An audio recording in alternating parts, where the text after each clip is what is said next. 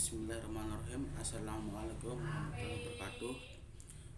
Di sini saya akan menjelaskan materi-materi tentang filsafat pendidikan Islam. Yang pertama itu adalah filsafat secara umum. Yang kedua adalah ruang lingkup filsafat pendidikan Islam. Yang ketiga itu adalah hakikat manusia dan masyarakat, alam dan ilmu pengetahuan. Yang keempat itu adalah hakikat pendidikan. Yang kelima itu adalah hakikat pendidik dan peserta didik. Yang keenam itu adalah metode pendidikan Islam.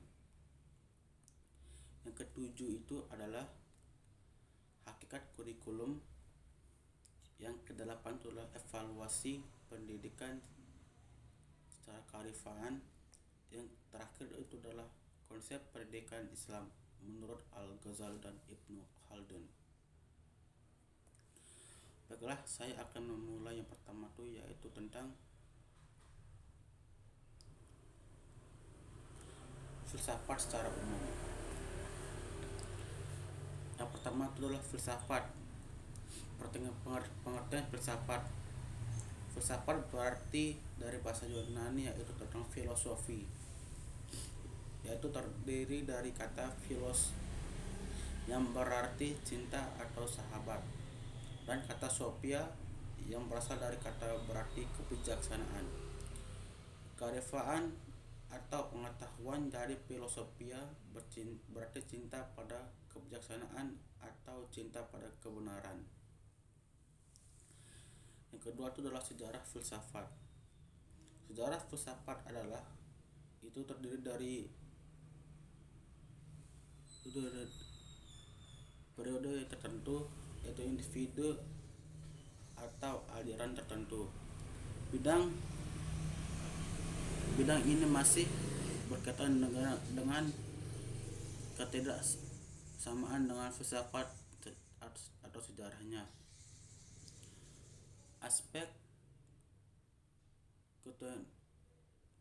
dalam sejarah yang berkaitan dengan pertanyaan-pertanyaan seperti sifat buku sejarah dan kemungkinan adalah objektivitas filsafat berkembang pada dasarnya. Waktu terjadi di perubahan diplomasi manusia dari mite menjadi yang lebih rasional, yaitu tiga fungsi dan keunggulan filsafat. Yang pertama adalah filsafat umum. Yang kedua adalah filsafat umum membantu agar seorang manapun bedakan persoalan yang ilmiah dengan tidak ilmiah. Filsafat yang ketiga itu filsafat umum memberikan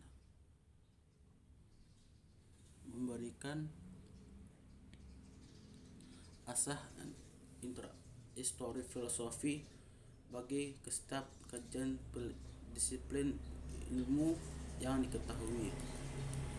Selanjutnya yaitu bab yang kedua itu tentang lingkup filsafat pendidikan Islam.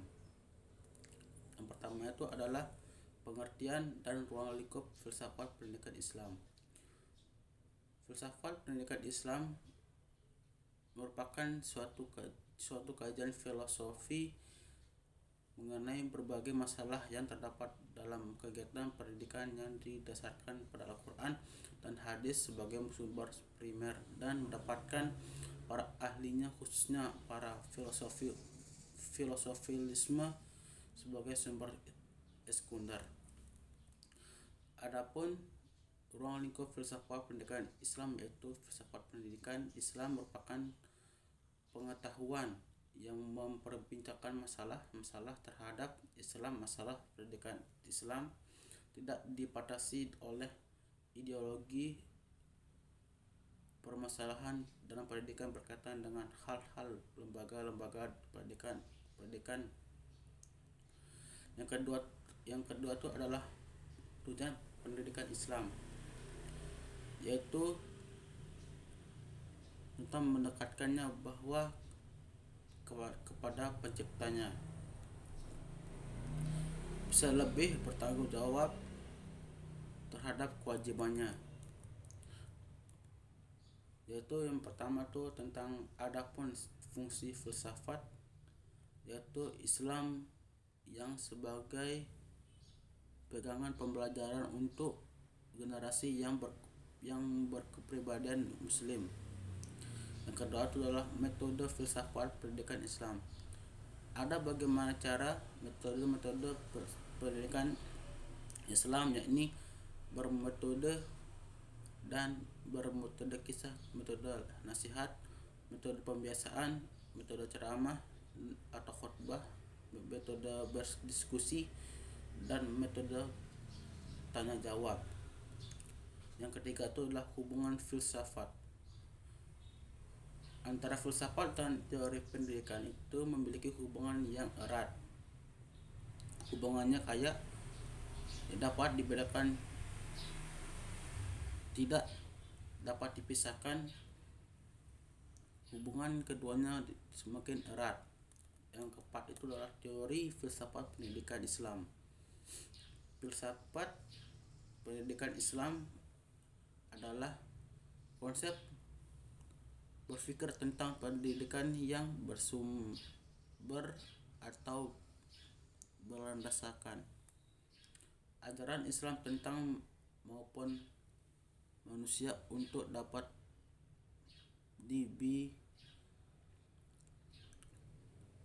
bisa dapat dan dikembangkan di seluruh umat muslim. Yang ketiga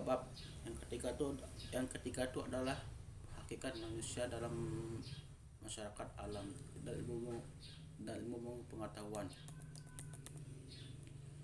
Pada hakikat manusia terdiri dari materi dan roh. Materi dari kedua unsur yang tidak dapat dipisahkan itu diberikan di berbagai potensi seperti indera pendengaran, penglihatan, penciuman, dan lain-lain. Akal, hati, dan lain dengan berdasarkan kompetensi tersebut. Gejala itulah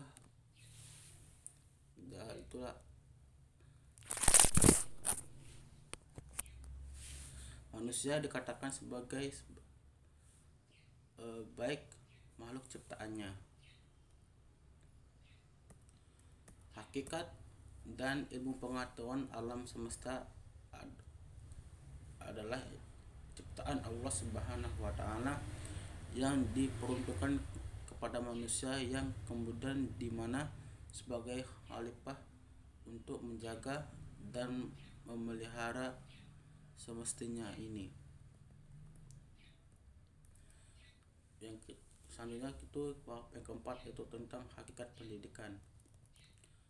Yang pertama itu hakikat dasar pendidikan Islam. Hakikat dan dasar pendidikan Islam yaitu usaha orang yang dewasa muslim yang hakikat berhak setara dan mengarahkan dan membimbing pertumbuhan perkembangan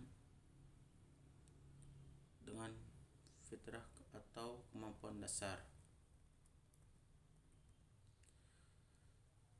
Yang kedua itu adalah tujuan hidup dan tujuan pendidikan. Tujuan pendidikan Islam adalah menciptakan pemimpin yang selalu memakmurkan mukhalifan munkar, menjadi hamba Allah yang bertakwa, memperoleh kesejahteraan, kebahagiaan hidup di dunia maupun di akhirat. Yang kelima itu adalah hakikat pendidik dan peserta didik. Yang pertama itu adalah tugas dan para pendidik. Tugas guru sebagai pendidik mengajar dan melatih mendidik, berarti itu meneruskan dan mengembangkan nilai-nilai hidup dan kehidupan. Mengajar berarti meneruskan dan mengembangkan suatu ilmu pengetahuan dan teknologi. Yang kedua itu adalah kode etik dan karakteristik pendidik. Kode etik dapat diartikan sekumpulan peraturan bagi perbuat tingkah laku. Tingkah laku itu seperti memiliki norma, mengendeplekskan polunisasi. Yang ketiga itu adalah mempermudah kepalsuan ilusi. Yang keempat itu adalah menyembah Tuhan, yaitu beragam dari percayaan adanya Tuhan. Yang kelima itu bijaksana. Yang keenam itu adalah mengambil pengalaman seseorang pendidik yang bisa diambil untuk pengalamannya. Sekarang dari metode bab yang keenam itu tentang metode pendidikan Islam.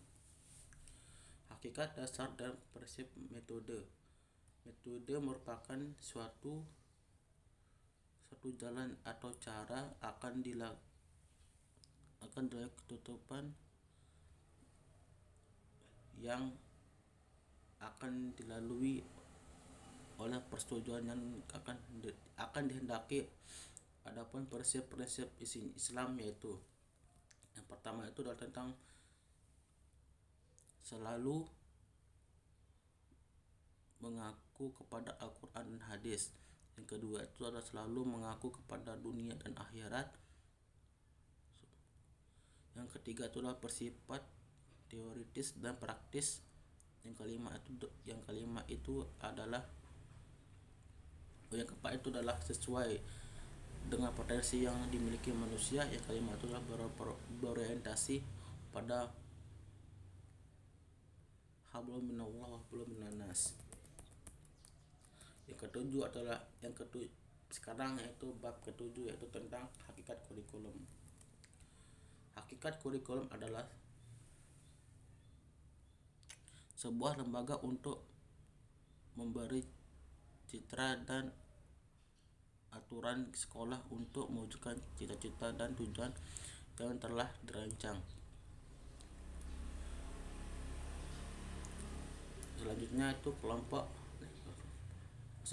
selanjutnya itu bab ke-8 itu tentang evaluasi pendidikan. Secara kearifan, kata evaluasi berasal dari kata bahasa Inggris yaitu evaluation. Dalam bahasa Arab yaitu takdir, dalam bahasa Indonesia itu berarti penilaian. Dengan demikian, secara harfiah evaluasi pendidikan diartikan sebagai penilaian dalam bidang pendidikan. Sekarang yaitu bab terakhir, yaitu tentang konsep pendidikan Islam menurut Al-Ghazali dan ilmu Khaldun. Menurut Al-Ghazali, pendidikan adalah hati, sebab hati dalam diri dalam manusia, di mana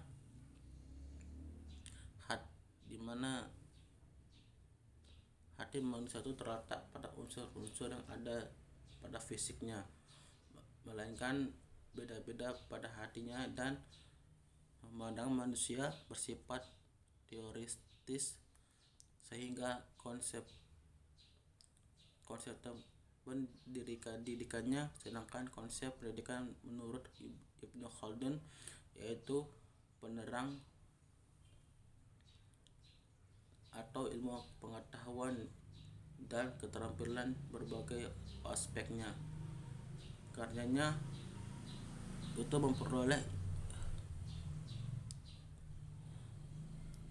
menunjukkan kepada masyarakat lebih maju sesuai dengan kecenderungan individu. Mungkin hanya itu yang bisa sampaikan. Assalamualaikum warahmatullahi wabarakatuh.